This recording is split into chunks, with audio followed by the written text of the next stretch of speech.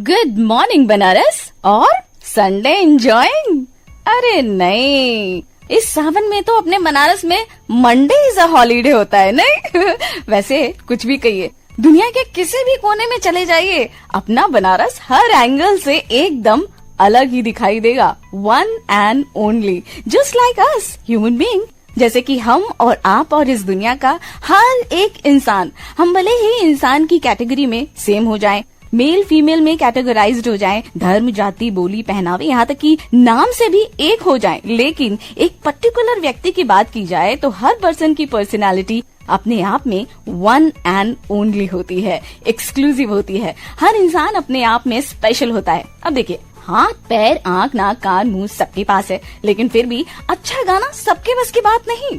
तो पेंटिंग या drawing is hardly a cup of tea to everybody. नहीं, कोई अच्छी कहानी या पोएम लिख सकता है तो हर कोई डॉक्टर या इंजीनियर तो नहीं हो सकता ना। हाँ, कहने का मतलब ये है कि each and every person has their own ability, capability, art, style and overall हर इंसान का अपना एक खास अंदाज होता है, एक अलग पॉइंट ऑफ व्यू होता है, लाइफ को जीने का नजरिया होता है, लोगों से इंटरेक्ट करने का अपना एक बिहेवियर होता है, जिसको कि आप खुद से या किसी और से अगर कंपेयर करते हैं तो सिर्फ कॉम्प्लिकेशंस ही क्रिएट होगा। इसलिए let the people be themselves, make yourself the best version of yourself. सुबह के 7:02 हो चुके हैं। बाय गॉड बनारस, सुबह सुबह इतना ज्ञान। अरे अभी तो बस शुरुआत हुई है, अभी तो पूरा पिटारा बाकी है। This is RJ Kirti with one more entertaining episode of Banaras का the most favourite morning show, good morning Banaras. Happy Sunday, welcome back Banaras. Dear Zindagi को तो लव यू बोल दिया,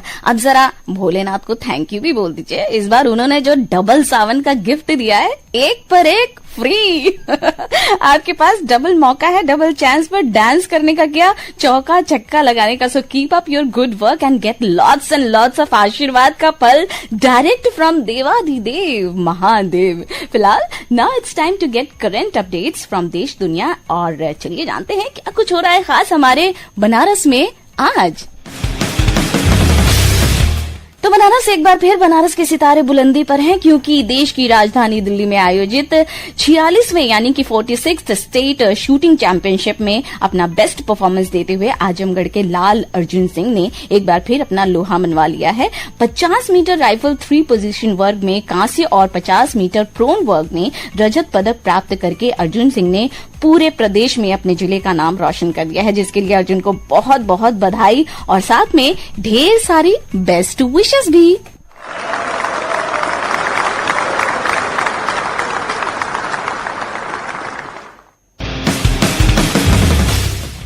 बनारस दिल्ली का नाम आया है कि नहीं? तो आपको एक बहुत ही जबरदस्त बात बता दूं, बीते कल यानी शनिवार से दिल्ली के प्रगति मैदान में पुस्तक मेला यानी कि बुक फेयर का आगाज हो गया है, जहां बच्चों की दुनिया सबसे ज्यादा गुलजार है। बाल साहित्य, मोटिवेशनल स्टोरी, पंचतंत्र, दादी नानी की कहानियां और painting, craft, drama, story telling के वर्कशॉप भी आयोजित किए जा रहे हैं। इस बार इस फेयर की थीम है राष्ट्र निर्माण में पुस्तकें।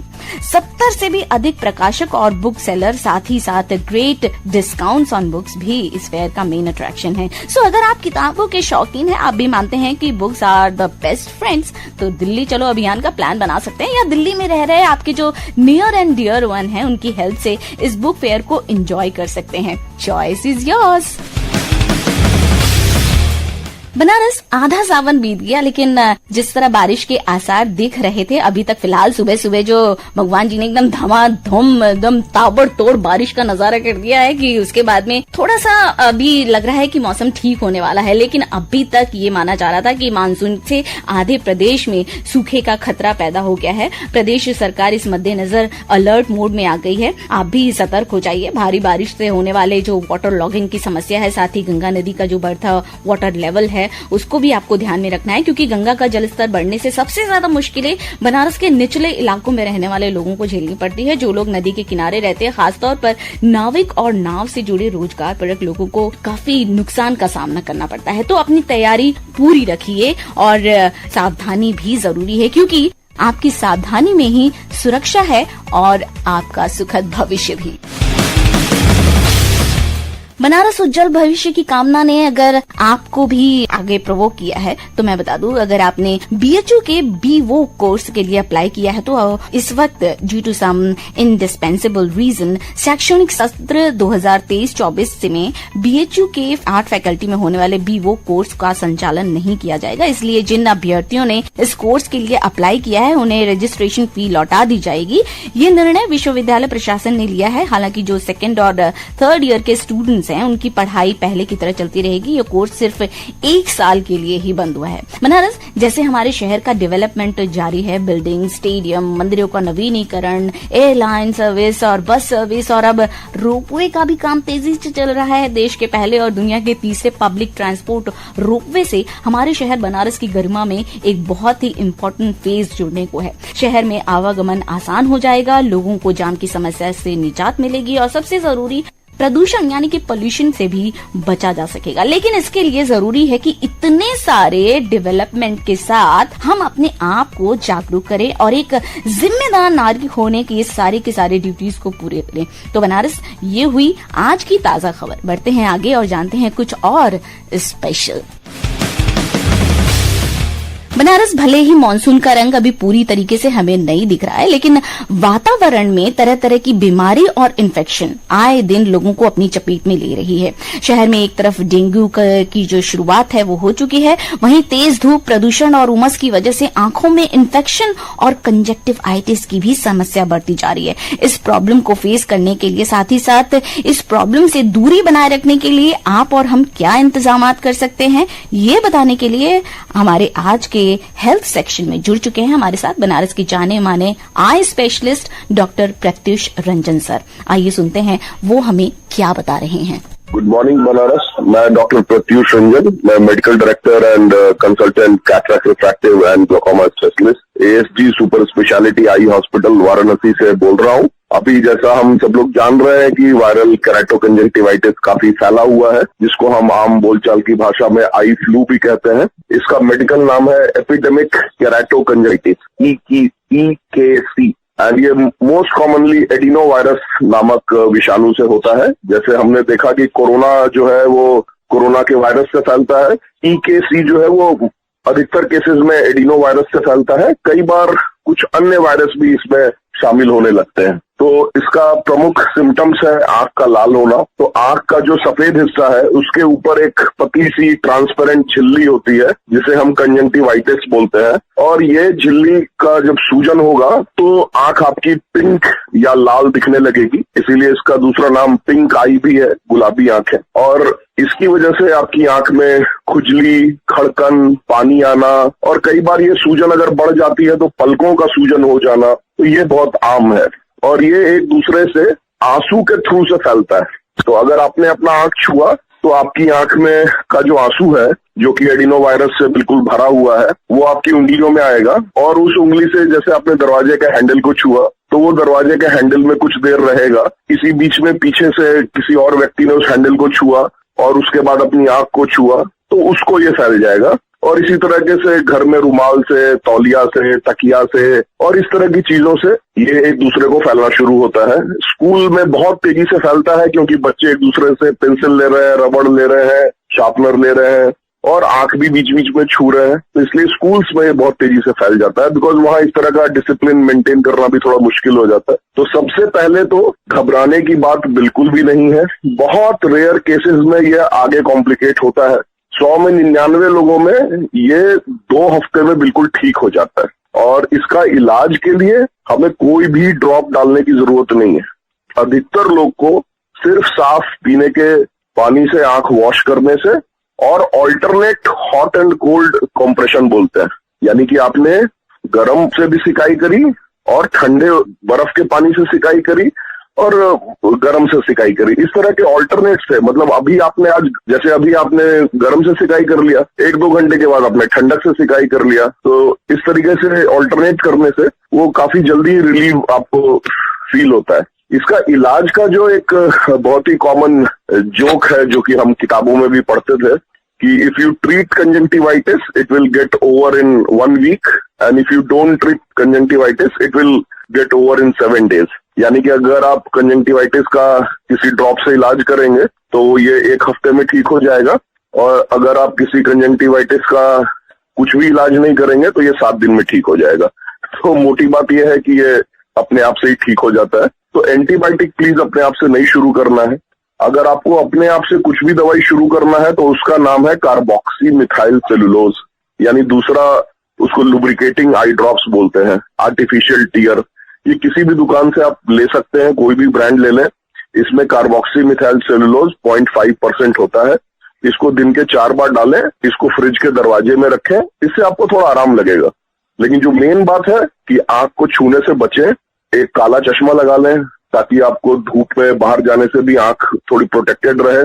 आप जब भी आंख छुएं जरूर साबुन से हाथ धो लें, अपने आसपास सफाई रखें। जो भी एक रुमाल आप यूज कर रहे हैं आंख के लिए, उसको रात को जरूर डेटॉल के पानी में डुबा के थोड़ी देर रख के, जैसे हम कोरोना के टाइम कर रहे थे, वैसे उसकी सफाई रखें। तो इस तरीके से ये एक दूसरे को फैलने से बचेगा। तो नॉर्मल आई फ्लू में आप नॉर्मल साफ सफाई से अपना बचाव करेंगे, कोई भी दवा नहीं डालेंगे, और कुछ अन्य सिम्टम्स होगा तो दूसरे डॉक्टर से जरूर मिलेंगे। Thank you. Thank you so much, doctor, for your precious, valuable information and advice. Banaras doctor की सलाह और खुद की सतर्कता आपको हर बीमारी और शारीरिक परेशानी से बचा सकती है। इसीलिए खुद ना डॉक्टर बनकर जो स्पेशलिस्ट हैं उनको सुने और उसे फॉलो भी करें। बनारस, अगर मैं आपसे पूछूं वो क्या है जिसको फॉलो करना मस्ट है, तो क्या है वो? Exactly time. लेकिन आगे बढ़ने के लिए वो कौन सा टाइम है जिसे याद रखना और उसको याद करना भी जरूरी है? तो वो है हमारा पास्ट, स्पेशली वो पास्ट जो अब हिस्ट्री हो गया और जिसमें आज के लिए कुछ न कुछ लेसन है। तो जैसा कि बनारस आज की तारीख है 30 जुलाई, let's move on to the special events and know the history of today. तो बनारस आज के दिन के इतिहास को हम साल 2012 में याद करें तो आज के दिन जब पूरे उत्तर भारत के 7 राज्यों की बिजली गुल हो गई थी, और रीजन भारत में नॉर्थ पावर ग्रिड का फेल हो जाना, जिससे लगभग 36 करोड़ जनता प्रभावित हुई थी। कई ट्रेनों को बीच रास्ते में रोकना पड़ा। बिजली पर निर्भरता का असर पहली बार इतने बड़े पैमाने पर महसूस किया गया था। So the moral of the story is that save energy and save electricity, ताकि फ्यूचर में हमें इस तरह की परेशानी का सामना न करना पड़े। लेस कंजम्पशन ओवरलोडिंग के खतरे को कम करेगा, तो we can more have energy और हमारे पास में इलेक्ट्रिसिटी होगी, ताकि हम अपने फ्यूचर को ज्यादा से ज्यादा एंजॉय कर सकेंगे। बनारस आज ही के दिन यानी कि 30 जुलाई साल 2010 में साइना नेहवाल जो बैडमिंटन की प्लेयर हैं, उनको राजीव गांधी खेल रत्न पुरस्कार से सम्मानित करने की घोषणा की गई थी। इसके साथ ही साथ बात करें सुनील छेत्री जो कि फुटबॉल के खिलाड़ी रहे हैं, और झूलन गोस्वामी जो कि क्रिकेट के खिलाड़ी रही हैं, राजीव तोमर जो कि कुश्ती के खिलाड़ी रहे हैं, और संदीप सिंह जो कि हॉकी के खिलाड़ी रहे हैं। इन लोगों के सहित 15 खिलाड़ियों को अर्जुन पुरस्कार प्रदान करने की घोषणा की गई थी। साल 1909 में राइट बंधुओं ने सेना के लिए पहला विमान बनाया था। तो ये तो हुई आज की स्पेशल इवेंट्स के बारे में बातें। और बात करें आज की बर्थडे पर्सनालिटीज की, तो साल 1886 में आज ही के दिन एस मुथुलक्ष्मी रेड्डी जो कि एक राजनीतिज्ञ रही हैं, पद्म भूषण से सम्मानित देश की पहली महिला विधायक और समाज सुधारक एस मुथुलक्ष्मी रेड्डी का आज ही के दिन जन्म हुआ। सबसे महत्वपूर्ण बात ये है बनारस की ये वो हस्ती हैं जिनके नाम के आगे उनके काम के साथ में हर बार पहला होने का मान जुड़ा हुआ है। हाँ जी, हम चाहे बात करें पहली महिला चिकित्सक की, या फिर हम बात करें पहली जो महिला हैं जिन्होंने पुरुष कॉलेज में प्रवेश लिया, तो इन्हीं का नाम आता है। और सरकारी मातृत्व और नेत्र अस्पताल में पहली महिला हाउस सर्जन यही रही। ब्रिटिश भारत में पहली महिला विधायक आप ही रही, और राज्य की सामाजिक पहली अध्यक्षा भी आप ही रही। देखिए कितना महान होता है इन उपलब्धियों को पाना, और साथ ही साथ इस तरह की बातों को आत्मसात करना, ताकि हम आने वाली जनरेशन इसे फॉलो करे, और साथ ही साथ इनको फॉलो करते हुए कुछ अच्छा हम भी करके दिखाएं। फिलहाल बर्थडे पर्सनालिटीज की लिस्ट में हम और नाम लेते हैं, जिसमें कि आ रहे हैं गोविंद्र चंद पांडे, 20वीं सदी के जाने माने चिंतक रहे हैं, इतिहासवेत्ता तथा सौंदर्य शास्त्री थे। 1923 में आज ही के दिन उनका हुआ जन्म।